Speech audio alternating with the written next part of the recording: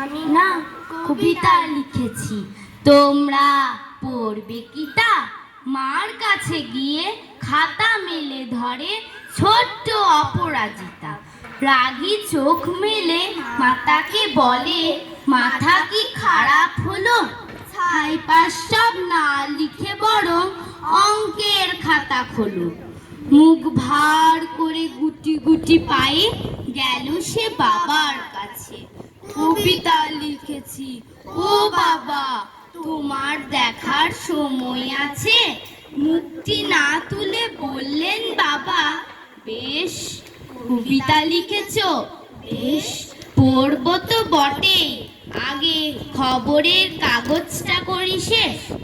অগত্যা গেল দিদিটির কাছে, ডাকলো সে, দিদি আয় দেখ না কেমন ছবিটা এঁকেছি ছোট্ট এ কবিতায়। দিদির দু চোখ টিভির পর্দায় ঝলমলে রোশনাই। বলল, কবিতা তুই লিখেছিস? কবিতা না ওটা ছাই। অপরাজিতার চোখ ছলো ছলো, বুকে কান্নার ঢেউ। তার লেখা এই প্রথম কবিতা দেখলো না পড়ে কেউ। একা ঘরে বসে সামনে তাকালো মালাতে সাজানো ছবি। স্নিগ্ধ দু চোখে রয়েছেন যে সহজ পাঠের কবি।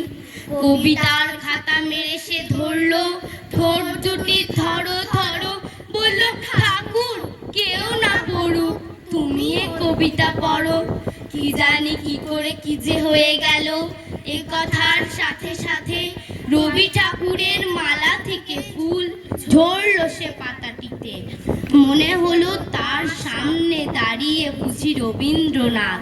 মাথার উপরে রাখলেন তার আদর মাখানো হাত।